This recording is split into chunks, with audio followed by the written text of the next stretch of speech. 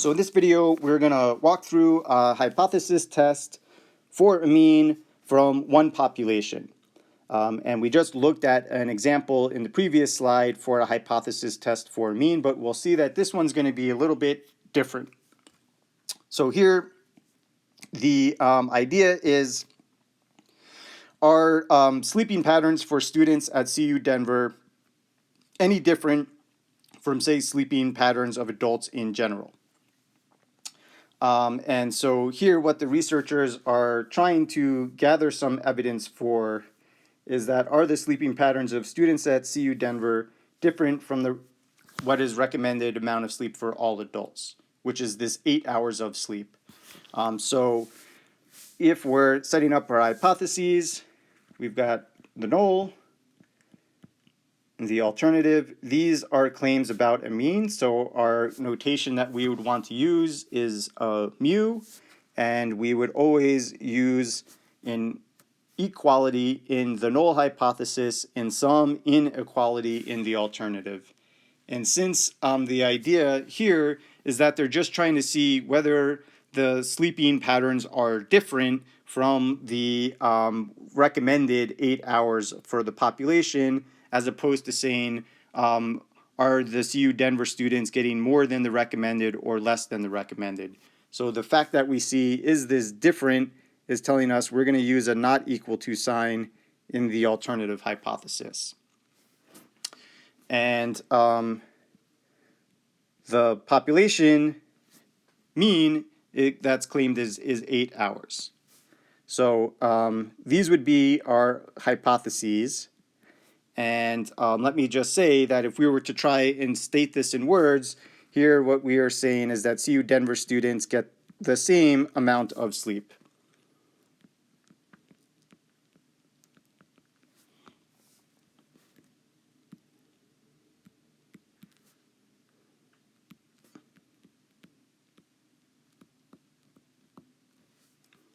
And the alternative would be that the CU Denver students are different from the recommended sleep.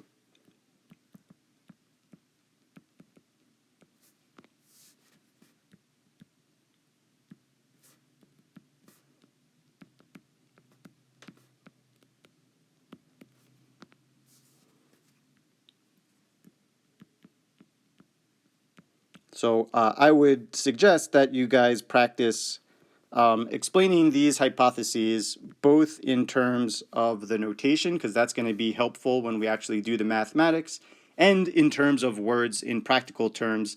That's going to be helpful when you try and explain these results to someone who does not have as much technical training in this as you do.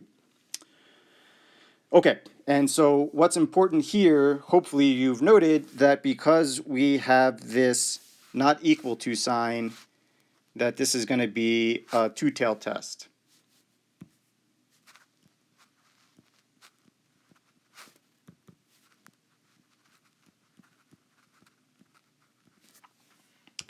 Okay, so now we want to calculate the test statistic and interpret its meaning. And again, the test statistic is going to give us a measurement of how extreme is our sample. How far away is our sample from the claim in the null hypothesis? So the simplest way to do that would be to say here was our sample mean, and here was the claim in the null hypothesis. But again, just looking at an absolute difference really doesn't tell us much, because we should expect that these are not going to be exactly equal to each other. So what we'd like to know is this difference, relatively speaking, big? And when we say relative, that means relative to the error that we should expect in the sampling process. And the error that we should expect in the sampling process is measured with the standard error of the sampling distribution. And here's where we have a distinction in this example and the prior one, and that in the previous example we had some information about the population standard deviation. In this example, we don't know what the standard deviation is for the amount of sleep of the population. But what we do know is what the standard deviation is from our sample. So instead of using a normal distribution, when we don't know what the population standard deviation is, then we use the standard deviation from the sample instead. But keep in mind, when we make that change, we get a different underlying distribution. We no longer have a normal distribution describing our sample to distribution of sample statistics. We now have a t-distribution.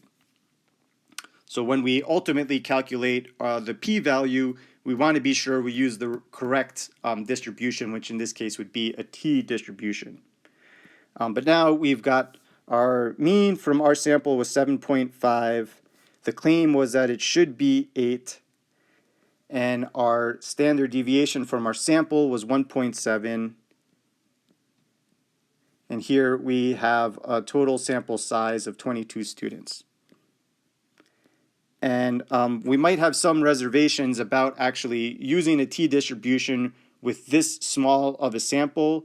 And so one thing that should have been given in this problem would be that we can assume that this is being pulled from a population where the distribution of sleep times is approximately symmetric. And if that's true, then this will approximately follow the t-distribution. And so if we calculate this test statistic, this comes out to a negative value. So it's a minus 1.3. And I'll round this off to 2 decimal places. So it's about minus 1.38. And so now this negative sign is significant because our observed sample mean was less than the claim in the null hypothesis. So what this is telling me is that a mean of 7.5 hours of sleep from a sample of 22 students, well, that's about 1.4-ish standard errors less than the value that was claimed in the null. Okay, and we've got a two-tailed test. So first thing here is that we're going to use a t-distribution.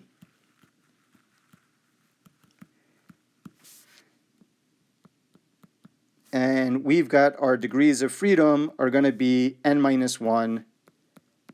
Since we had a sample of 22 students, we're going to use a t-distribution with 21 degrees of freedom. And so here's our kind of underlying distribution. Our observed sample was minus 1.38. So anything that is even further to the left of that would be extreme.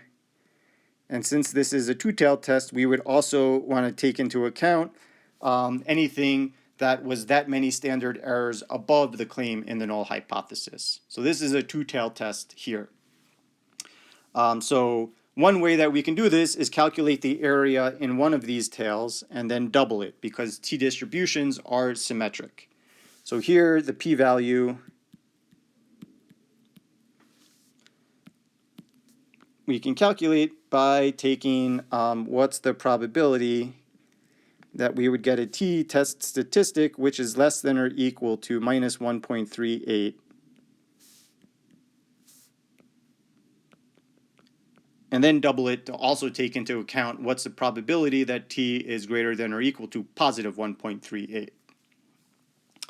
And so for this, we could use R, for example, and say we're going to calculate 2 times PT is going to give us the cumulative distribution for t-distribution. So we want to know how much area is to the left of minus 1.38 for a t-distribution. And here the parameter that we use to describe the t-distribution are the degrees of freedom. And we've got 21 degrees of freedom. And so calculating this in R gives us a value of 0.182.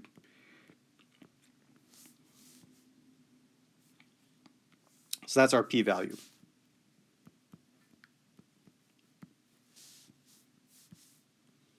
But here we've got a p-value of 0.182, and we want to know, is this therefore a significant result? And our p-value, in this case, unfortunately, is big, certainly bigger than the significance level of 5%.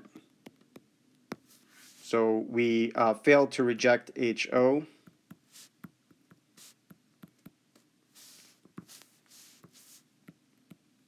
And the test is inconclusive.